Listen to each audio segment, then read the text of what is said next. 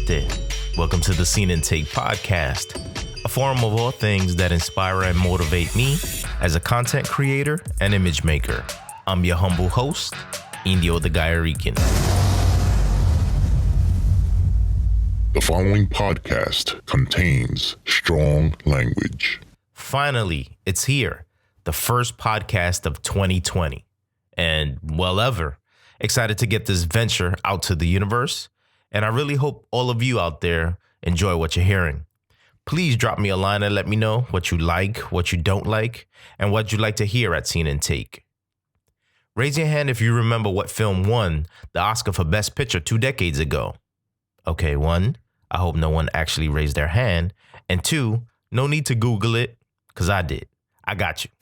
And the Oscar goes to Gladiator. Douglas Wick, David Franzoni. Honestly, I totally forgot before I looked it up. In case you were wondering, the other nominees in the Best Picture category in that year were Chocolat, Crouching Tiger, Hidden Dragon, Erin Brockovich, and Traffic.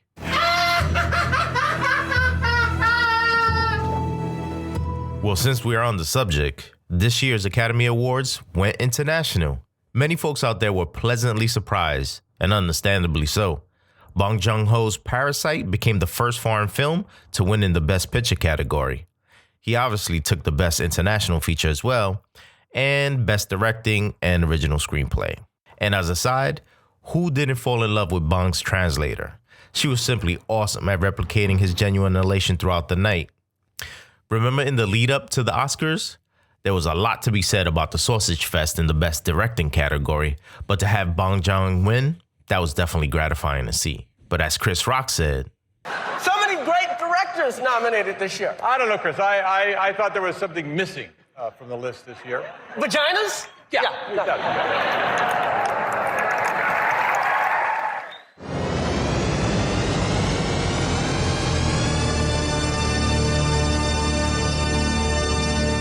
there's a couple of films I'm super eager to buy a middle of the theater recliner seat for. What I'm gonna do first though is to take a little pause right here and let you check out the trailer for Bloodshot, starring Vin Diesel. With the technology in your veins, you have an army inside you that will not only make you stronger, it will heal you instantly. Holy shit. Now tell me, do you remember anything?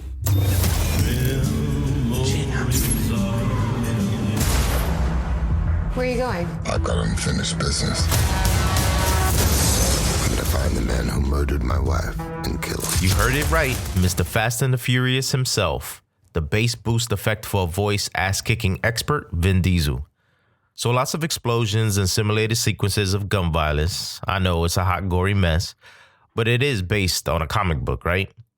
Vin Diesel plays a former soldier killed in action only to be brought back into, air quotes, life via scientific experimentation that yields his body indestructible through the use of microscopic, spidery-looking supercomputers called nanites.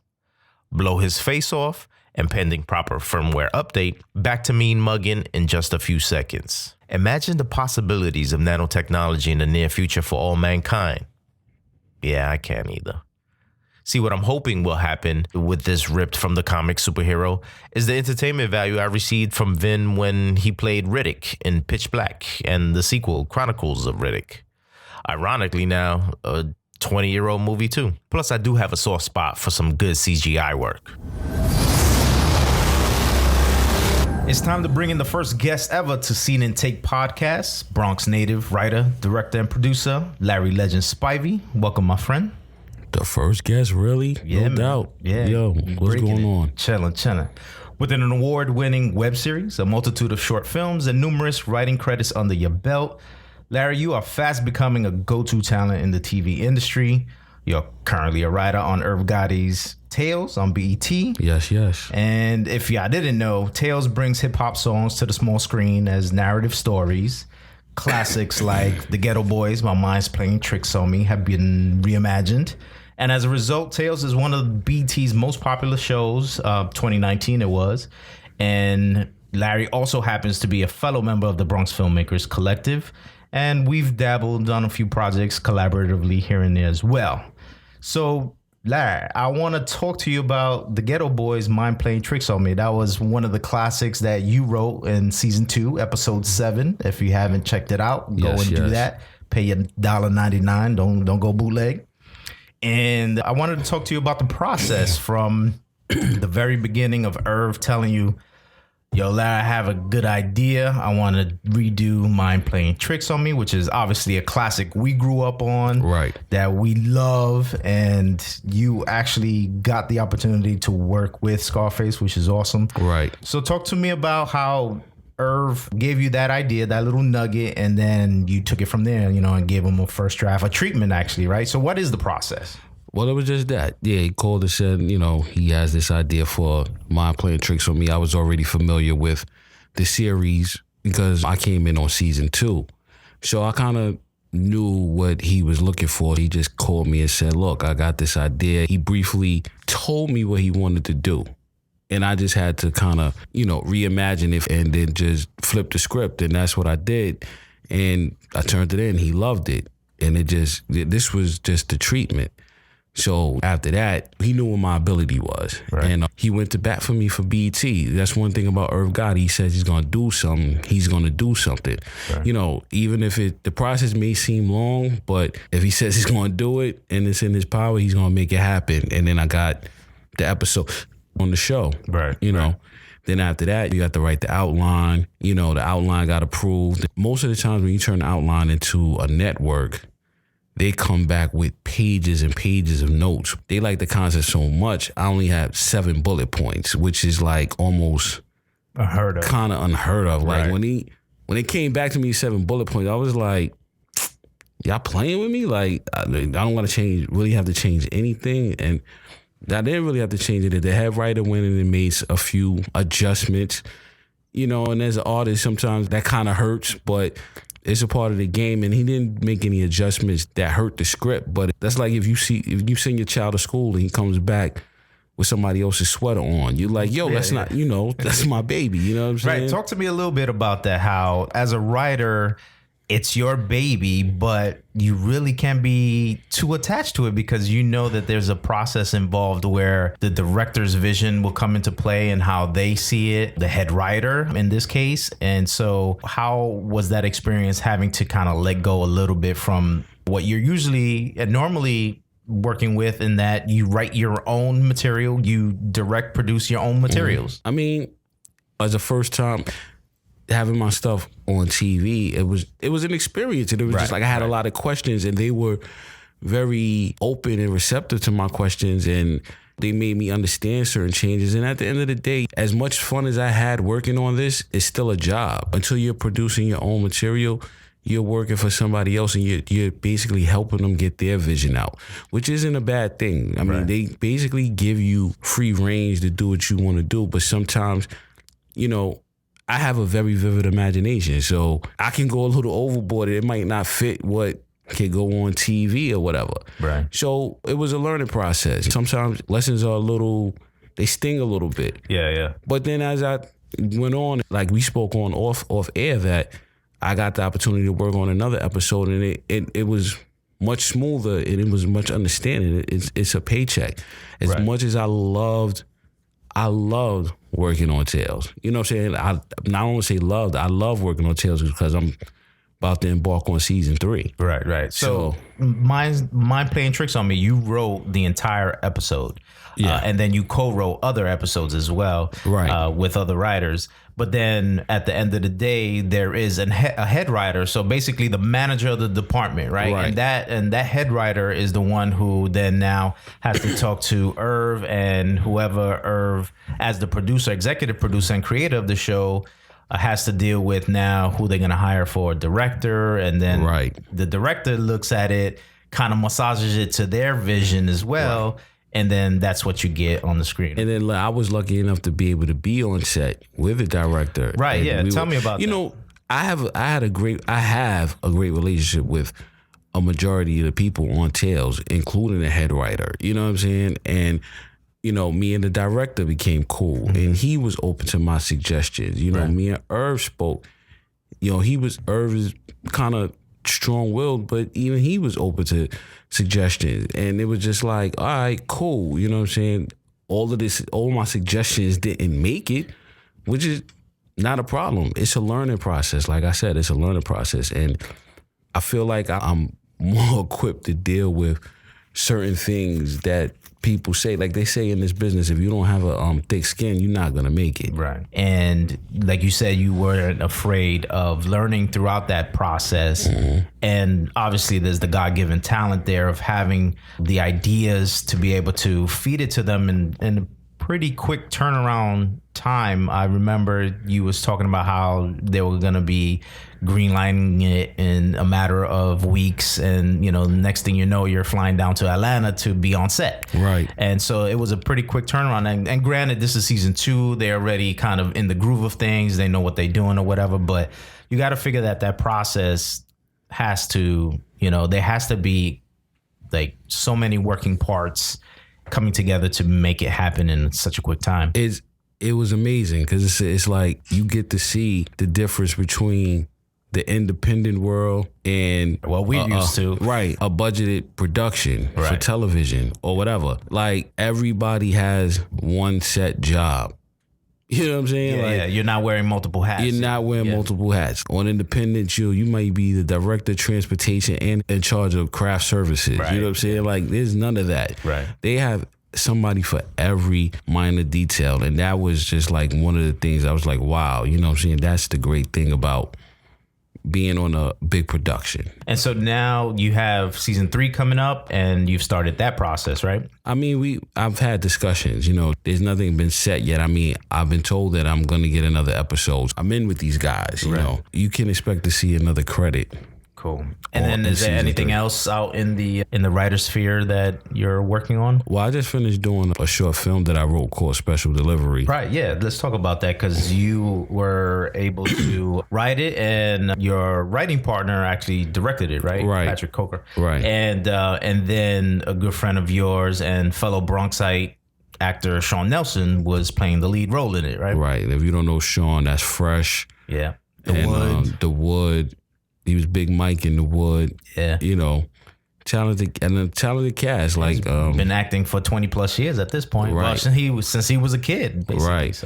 So he killed it. We had the lovely Natalie Jacobs. She was amazing. Right. Well, she was in Tough Love, the web series, right? Right. Yeah. And she just was on that show For Life on ABC. Right. She had a guest spot. Yeah. And then I had Alfred Rutherford, another friend of mine, a very talented actor. Awesome. And now you're in post-production now. Post-production. Right? Getting chopped up. You have Special Delivery in post now. Do you have anything else down the pike that you're working on?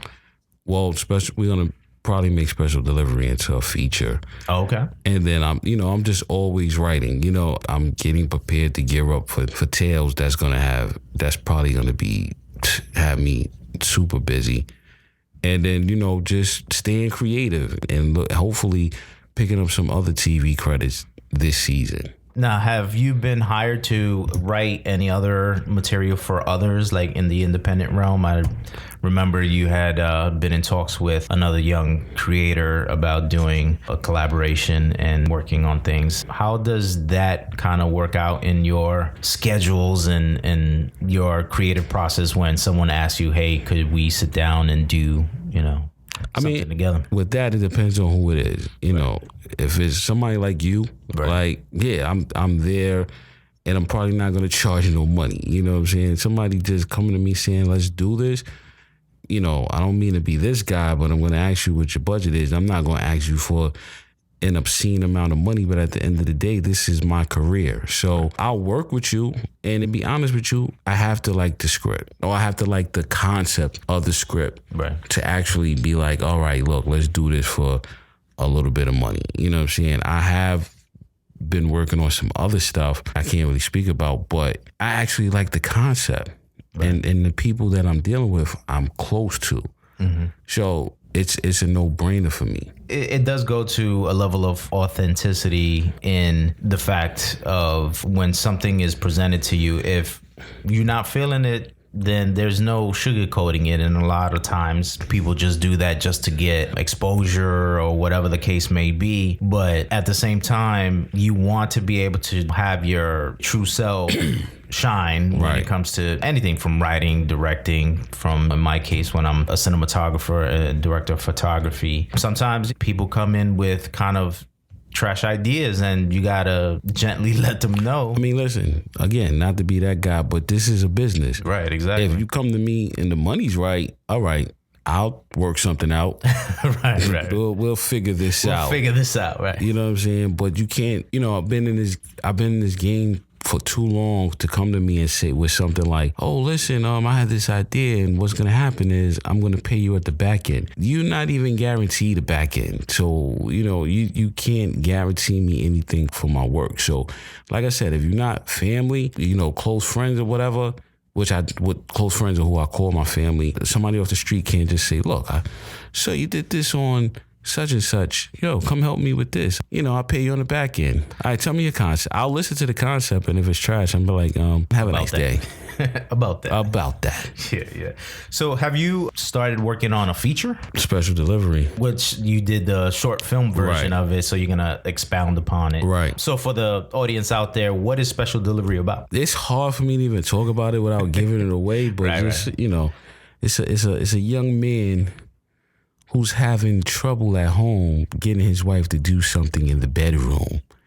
And he's struggling with the decision of stepping out on his marriage. And,